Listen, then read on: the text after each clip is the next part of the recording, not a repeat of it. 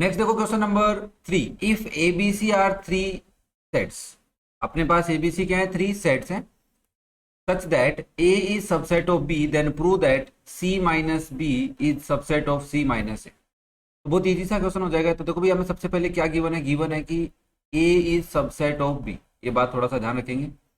और हमें प्रूव क्या करना है, टू प्रूव करना है हमारे को कि C minus B is subset of C minus A। हम सबसे पहले कहते हैं, देखो भाई लेट कर लेते हैं कि X जो है ना वो बिलोंग कर रहा है C माइनस बी से। अब अगर x c माइनस बी से बिलोंग कर रहा है तो सीधी सी बात है वो c से बिलोंग कर रहा है, b से नहीं कर रहा। तो x belongs to c and x not belongs to b। भाई वो एलिमेंट तो लिखते हैं ना, माइनस करते हैं तो कौन कौन से एलिमेंट लिखते हैं, जो बी कॉमन है वो नहीं लिखते हैं, जो बच गए वो लिखते हैं c में से। ठीक है, अब मैं इस नॉट बिलोंग्स टू b वाले कॉन्सेप्ट पे चलता हूँ, क्योंकि मुझे c माइनस ए लाना है। तो x बिलोंग्स टू c तो ठीक है, इस एंड की बाद वाली चीज को मैं चेंज कर लूँ। भाई मुझे एक बात बताओ, c माइनस ए है तो आपको ये पता हो कि x belongs to c minus है, तो इस चीज को कैसे लिखोगे आप, ऐसे ही तो लिखोगे x belongs to c and x not belongs to a। तो इस चीज को मैं a में कन्वर्ट करके देखता हूं। मुझे पता है कि a is subset of b है, तो कोई एलिमेंट अगर b में नहीं है तो क्या वो a में होगा, नहीं होगा। तो आप लिख सकते हैं x बिलोंग्स टू c, और लगा के लिख दो, और x belongs to c and x not belongs to a also. क्यों, क्योंकि since a is subset of b। ये बात तो नॉर्मल सी लग रही होगी ना तुम्हारे को कि भाई सर x एलिमेंट b में नहीं है, इसका मतलब x एलिमेंट a में भी नहीं है। क्यों, क्योंकि a क्या है, सबसेट है b। ठीक है, अब इस पूरी लाइन से हम लिख सकते हैं कि तो अब बोल सकते हैं कि हम इस चीज को लिख सकते हैं c माइनस ए। कौन है c माइनस ए में, x, मतलब ऐसे लिख दो ना कि x belongs to c minus A, तो भी ठीक है, x belongs to c minus A, क्योंकि एंड भी है। और ये जो क्राइटेरिया है कि एक एलिमेंट बिलोंग करे दूसरा नहीं करे, तो इस क्राइटेरिया को हम c माइनस ए लिखते हैं। क्लियर है क्या सबको, समझ में आया। ठीक है, नेक्स्ट क्वेश्चन नंबर 4 पार्ट 1 देखो। For any two sets A and B prove that A union B minus B, A union B minus B is equal to A minus B.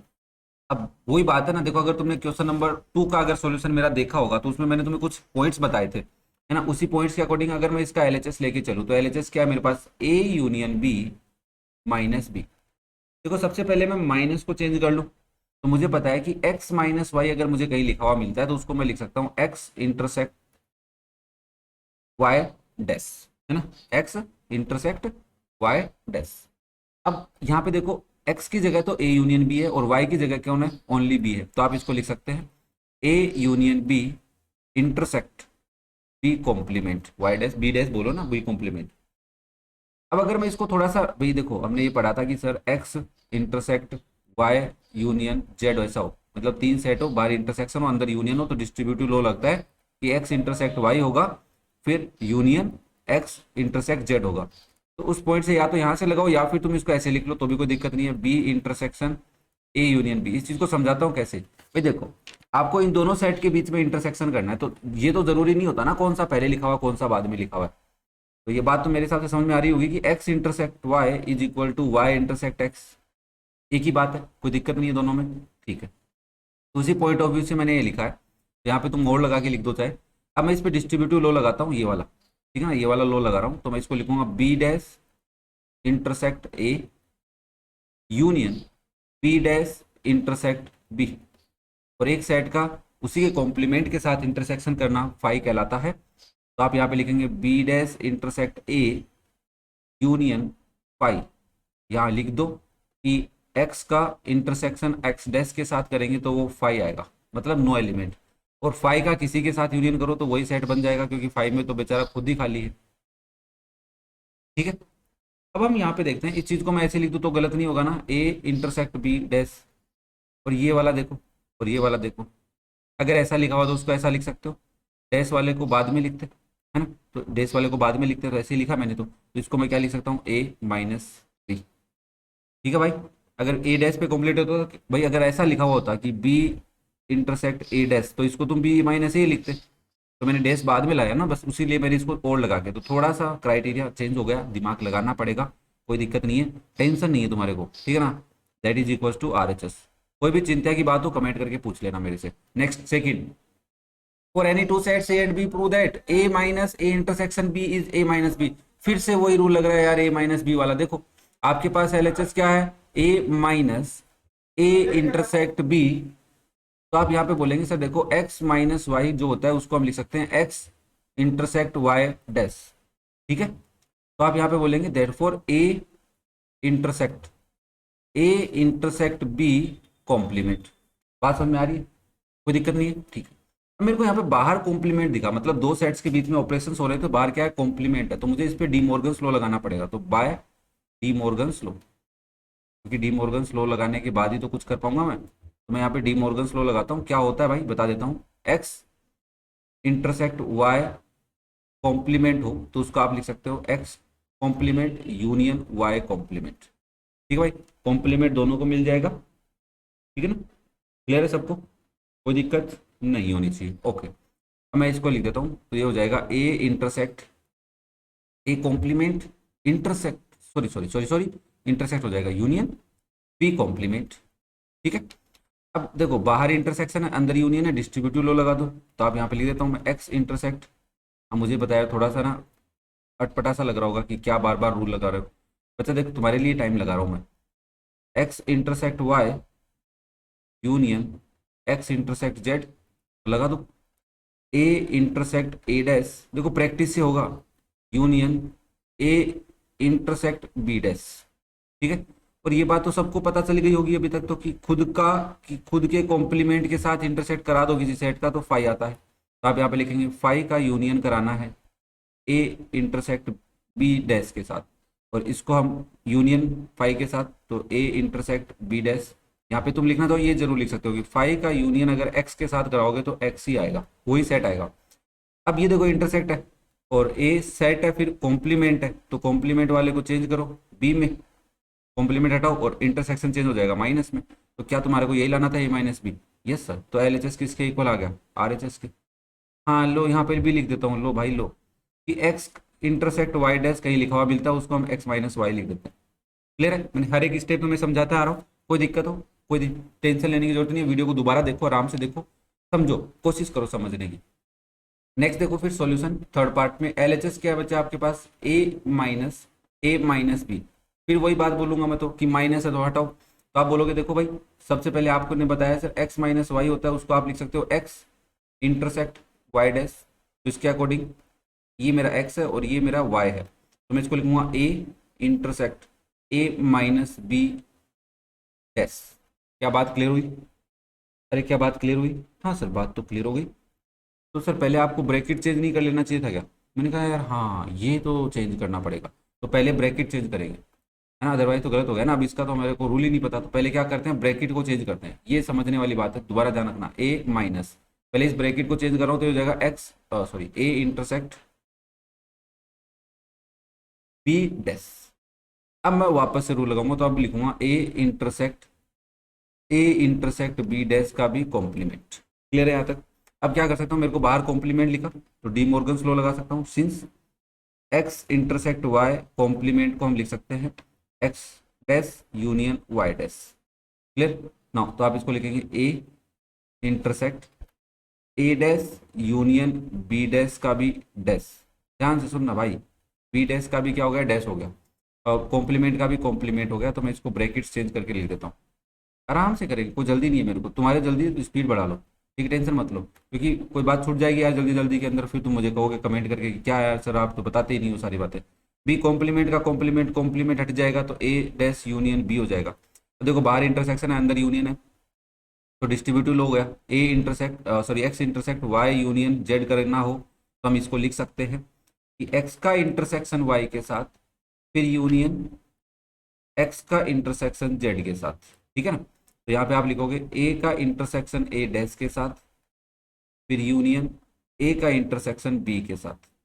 देखो एक सेट का खुद के कॉम्प्लीमेंट के साथ intersect करना phi कहलाता है, यूनियन करना पड़ेगा ए इंटरसेक्शन बी के साथ, और फाई का यूनियन किसी भी सेट के साथ वही सेट वापस आ जाता है, तो ए इंटरसेक्शन बी आ गया, that is your R H S. मेरे हिसाब से कोई घबराने वाली बात नहीं थी। अगर तुमने क्वेश्चन नंबर 2 को प्यार से समझा था, मैंने जो बातें वहां पे बताई थी वो काम आ रही है यहाँ पे, ठीक है ना, तो उनको समझना आराम से। नेक्स्ट फोर्थ पार्ट है, ऑब्वियसली सेकंड लास्ट पार्ट है इसका, ए यूनियन बी माइनस ए। अब सबसे पहले मेरे बच्चा एक आया बोला सर अब तो मुझे भी आने लगा। मैंने कहा कैसे? बोला देखिए सर बी माइनस ए है। मैंने कहा हाँ। तो बोला सर मैं माइनस हटाऊंगा। तो मैंने कहा लिख दे। तो ए यूनियन बी माइनस ए को उसने लिखा बी इंटरसेक्शन ए डैश। सही लिखा है क्या? हाँ सर सही लिखा है, कोई दिक्कत नहीं है।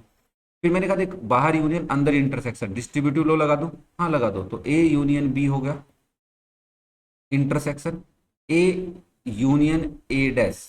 ये बड़ी खतरनाक चीज आ गई। देखो यहाँ पे मैंने क्या किया है, यहाँ पे मैंने x माइनस वाई लगाया, that is x intersection y dash. ध्यान से देखना यहाँ पे मैंने क्या किया, यहाँ पे मैंने x intersect sorry x union है, अब क्या डिस्ट्रीब्यूटिव लो है ना, x union y intersect z। तो मैंने लगाया कि x का यूनियन y के साथ, फिर इंटरसेक्शन x का यूनियन z के साथ।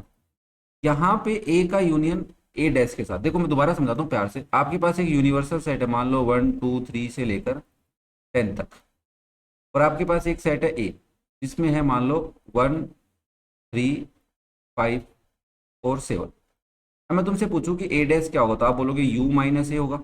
मतलब यू में से वो एलिमेंट हटा दो जो ए में है, तो कौन कौन बचेगा? देखो 2 4 6 8 10 और 9 9 9 9 रह गए, 9 9 और 10, 9 और 10।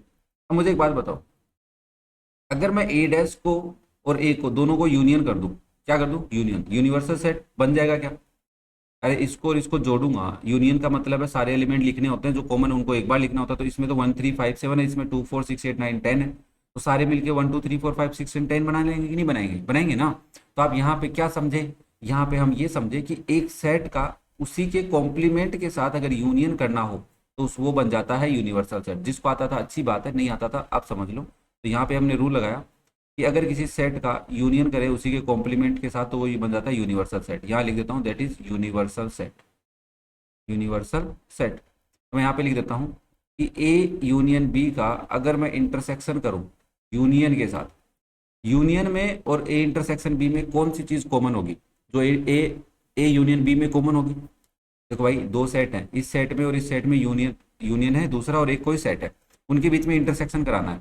अब कंडीशन ये है कि यूनिवर्सल सेट इस सेट का रिलेटेड होना चाहिए। ऐसा तो नहीं होना चाहिए इसमें रियल नंबर हो, है ना, और इसके अंदर ओनली नेचुरल नंबर, ऐसा बिल्कुल नहीं होता। यूनिवर्सल सेट जो सेट है उसकी डेफिनेशन के अकॉर्डिंग ही कंसीडर किया जाता है। तो आप बोलोगे इन दोनों में अगर इंटरसेक्शन कराओगे तो ये वाला एलिमेंट ही निकल के आएगा। तो आप लिखोगे ए यूनियन बी। तो मैं फिर यहाँ पे एक रूल लगा देते हैं कि एक्स का इंटरसेक्शन यू के साथ करोगे तो एक्स ही आएगा, वही सेट आएगा। तो ए यूनियन बी, और हमें लाना भी क्या था? A union B, that is your R H S. छोटी छोटी बातें हैं, कई बार भूल जाते हो दिमाग से, तो उनको सुनोगे तो वापस याद आ जाएंगी, कोई दिक्कत नहीं है, ठीक है ना। कॉमन सेंस वाली बातें बोल सकता हूँ मैं इनको भी। तो नेक्स्ट फिफ्थ पार्ट देखिए, A minus B union A intersection B is A. अब मुझे एक बात बताओ, सबसे पहले मेरा बच्चा फिर मेरे पास आया, बोला सर ये मैं कर रहा हूँ, थोड़ा सा कर सकता हूँ। मैंने कहा क्या कर सकता है? बोले देखो मेरे को ए माइनस बी दिखा और आपने कहा है ए माइनस बी हटाओ सबसे पहले। मैंने कहा हटा दो। तो आपने ए माइनस बी को हटाया तो आपने लिखा ए इंटरसेक्शन बी डैश का यूनियन करना है ए इंटरसेक्शन बी के साथ, ठीक है ना। अब एक बात बताओ, ब्रैकेट के अंदर क्या है? इंटरसेक्शन, और बीच में क्या है? यूनियन। तो ये डिस्ट्रीब्यूटिव लॉ नहीं लग रहा तुम्हारे को कि अगर मैं A intersection B union C करता तो मैं क्या लिखता? मैं इसको लिखता A intersection B union A intersection C. यहाँ पे देखो ए दोनों में है, हाँ दोनों में है, फिर उसके बाद इंटरसेक्शन है, हाँ उसके बाद इंटरसेक्शन है, और बीच में यूनियन है। तो इस चीज को तुम क्या लिख सकते हो? ए इंटरसेक्शन, ध्यान से देखना, A intersection B dash union B है। देख लो, नोटिस करो इस चीज को, नोटिस करो आराम से, आराम से टाइम लो, अपना अपना टाइम लो बच्चा, टाइम लो। टाइम लगता है, कई बार चीज़ें समझ में नहीं आती क्योंकि पहली बार ऐसा हुआ है, ठीक है। तो मैं इसको ऐसे लिख देता हूँ कि अगर हमारे को कहीं ऐसा लिखा हुआ मिले कि x का इंटरसेक्शन y के साथ फिर यूनियन x का इंटरसेक्शन z के साथ, तो हम उसको लिख सकते हैं x का इंटरसेक्शन y यूनियन z के साथ। डिस्ट्रीब्यूटिव लॉ का कन्वर्स बोल सकते हो। अब मैंने कहा देखो b डैश यूनियन b क्या होता है? बी डैश यूनियन बी क्या होता है? B dash union B universal set होता है सर, आपने थोड़ी देर पहले तो बताया था। मैंने कहा ओके, तो आप यहाँ पे लिख दो सिंस एक्स का यूनियन एक्स डैश के साथ कराऊंगा तो यूनिवर्सल सेट है, और ए का इंटरसेक्शन यू के साथ तो ऑब्वियसली ए ही निकल के आएगा, है छोटे वाला निकल के आता है, और that is your R H S. Clear है क्या सबको? ये था क्वेश्चन नंबर 4। ओके, कोई भी डाउट हो कमेंट करके पूछ लेना। वीडियो पसंद आए तो लाइक जरूर करना, अपने दोस्तों के साथ शेयर करना बिल्कुल मत भूलना। Thank you.